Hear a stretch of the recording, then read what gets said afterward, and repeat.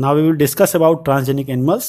Animals that have had their DNA manipulated to possess and express an extra या or foreign gene are known as transgenic animal.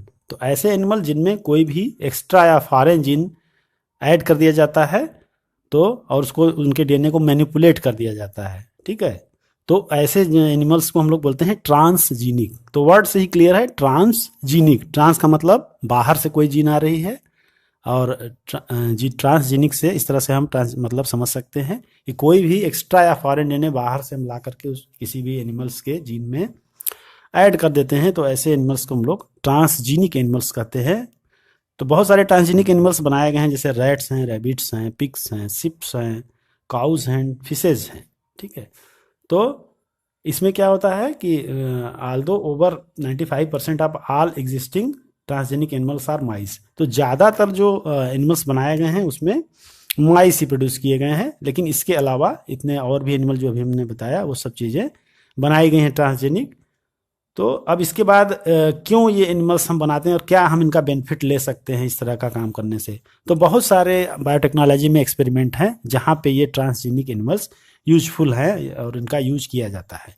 तो सबसे पहले हम लोग first point जो इसमें है, नॉर्मल फिजियोलॉजी एंड डेवलपमेंट. तो किसी भी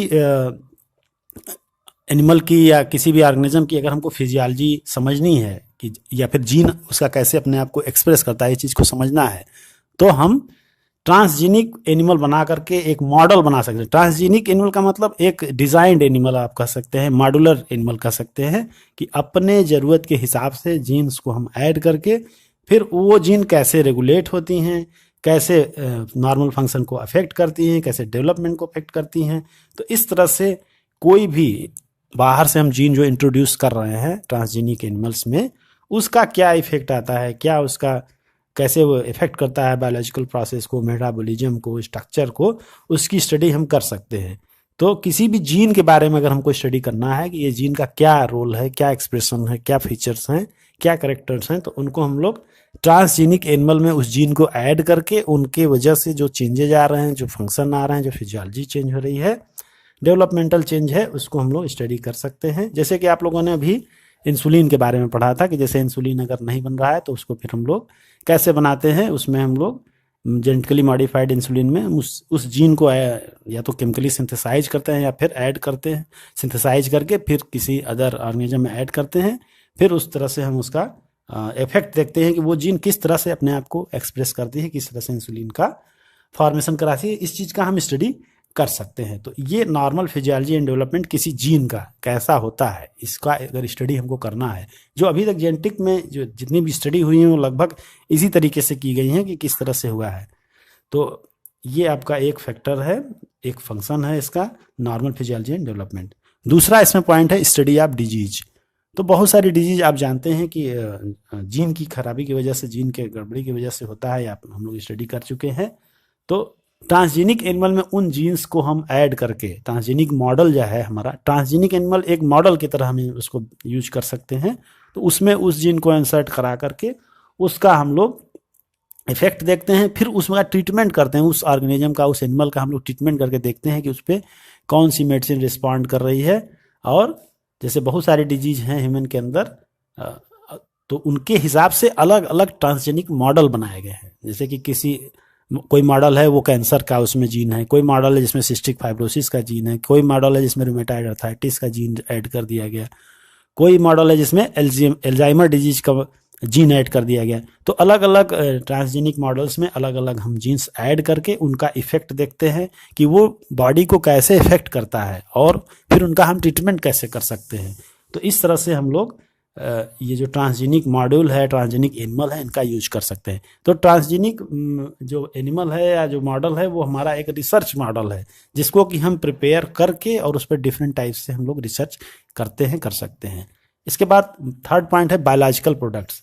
तो बहुत सारे मेडिसिन है required to treat certain human disease can contain biological products, but such product are often expensive to make. ठीक है. Transgenic animals that produce useful biological products can be created by introduction of portion of DNA which codes for particular product such as human. तो बहुत सारे disease हैं जो किसी enzyme deficiency की वजह से होते हैं या इंसुलिन डिफिशियंसी की वजह से होते हैं। तो नॉर्मली अगर हम किसी भी ऑर्गेनिज्म या ह्यूमन के अंदर उस चीज़ को किसी और से लेंगे तो वो काफ़ी एक्सपेंसिव होगा और उसको बनाना बड़ा मुश्किल, कलेक्ट करना बड़ा मुश्किल होता है। तो अगर उस जीन को हम आइडेंटिफाई कर लें जो जीन उस प्रोडक्ट के लिए, उस एंजाइम के लिए रिस्पॉन्सिबल है, और उसको हम अलग से प्रोड्यूस करें बाहर, जैसा कि हम लोग इंसुलिन में करते हैं, तो उस जीन को आइडेंटिफाई करके फिर हम किसी और तरीके से उस प्रोडक्ट्स को बना सकते हैं और बल्क लेवल पर, मेजर लेवल पर, इंडस्ट्रियल लेवल पर प्रोडक्शन कर सकते हैं। जैसे एक एंजाइम होता है अल्फा-1 एंटीट्रिप्सिन, इसकी डिफिशियंसी की वजह से एम्फाइस्मा हो जाता है और ये जेनेटिक डिसऑर्डर है, जीन की डिफिशियंसी की वजह से होता है। इसी तरह से सिस्टिक फाइब्रोसिस डिजीज है, फिनाइल कीटोन्यूरिया है, और आपने बहुत सारे डिजीज पढ़े हैं जो जीन की डिफिशियंसी से होते हैं। तो अगर ऐसा एक मॉडल हम बनावें, एक ऐसा एनिमल बनावें जिसमें वो जीन ऐड कर दें और उस प्रोडक्शन चीज़ को हम बाहर प्रोड्यूस करके फिर जितना ज़रूरत हो उतना कंज्यूम कर लें।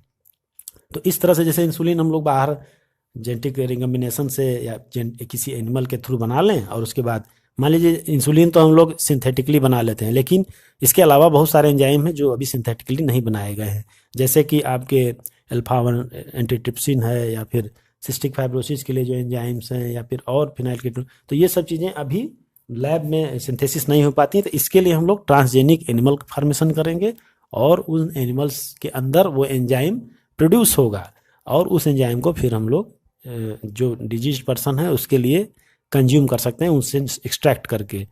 इसके अलावा एक बहुत अच्छा एग्जांपल है, एक ट्रांसजेनिक काऊ बनाई गई जिसका नाम रोजी रखा गया। तो रोजी के अंदर जो ह्यूमन मिल्क प्रोड्यूस होता है उसमें ह्यूमन प्रोटीन इनरिच्ड होता है वो मिल्क, और जो उसमें ह्यूमन प्रोटीन इनरिच मिल्क होता है वो कितना होता है 2.4 ग्राम पर लीटर।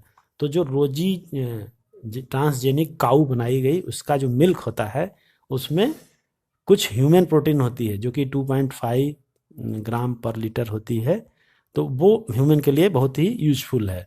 तो milk content the human alpha lactalbumin was nutritionally a more balance product to human babies than natural cow milk. तो कहने का मतलब ये है कि आप जानते हैं कि काऊ के मिल्क में और ह्यूमन के मिल्क में अंतर होता है। तो जेनेटिकली इंजीनियर्ड या जेनेटिकली मॉडिफाइड या ट्रांसजेनिक काऊ के अंदर उस प्रोटीन को, उस चीज़ को भी हम बना सकते हैं जो ह्यूमन में तो होता है लेकिन काऊ मिल्क में नहीं होता है।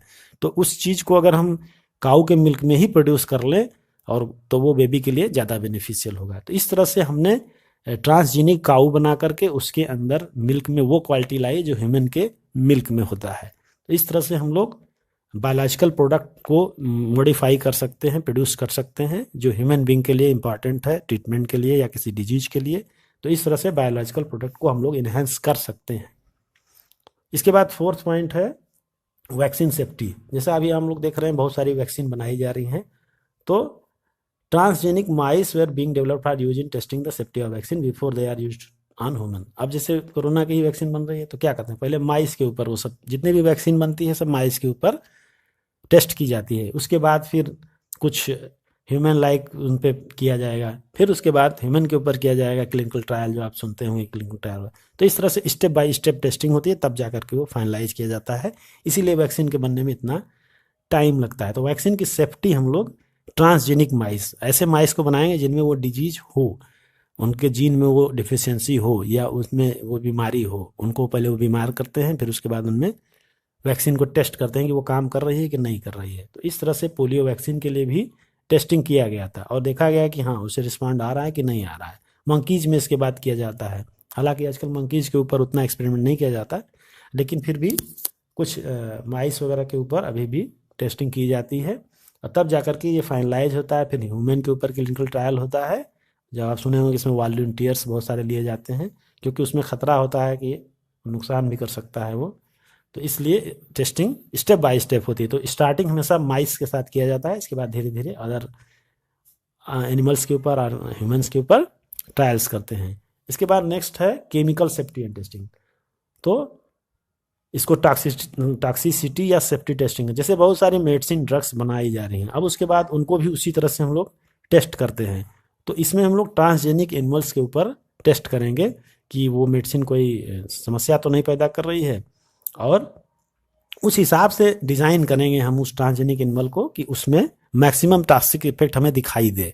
तब हम टेस्ट कर पाएंगे कि लोवेस्ट क्या उसकी रेंज है या हाईएस्ट टॉक्सिसिटी कितनी हो सकती है किसी भी मेडिसिन की। इस तरह से हम लोग टेस्ट कर सकते हैं। मैंने सबसे जिसकी इम्यूनिटी कम हो उस पर क्या इफेक्ट होगा किसी भी ड्रग्स का या मेडिसिन का, या बहुत जिनका कि उस तरह से मॉडिफिकेशन है उस पर क्या इफेक्ट होगा। तो इस तरह से हम ट्रांसजेनिक एनिमल्स को एक तरह से मॉडल की तरह यूज कर सकते हैं और उस मॉडल के ऊपर डिफरेंट चीज़ों की स्टडी कर सकते हैं। नॉर्मल फिजियोलॉजी डेवलपमेंट का, डिजीज कैसे डेवलप हो रही है, जो प्रोडक्ट है उनको कैसे बनाया जा सकते हैं, दवाइयों की टेस्टिंग कर सकते हैं, वैक्सीन की टेस्टिंग कर सकते हैं। तो इस तरह से ट्रांसजेनिक एनिमल का बहुत ब्रॉड रोल है रिसर्च के अंदर। एक तरह से ये बिल्कुल रिसर्च मॉड्यूल है जिसको कि हम लोग बनाते हैं अपने हिसाब से और उसके बाद उस पर टेस्टिंग करते हैं।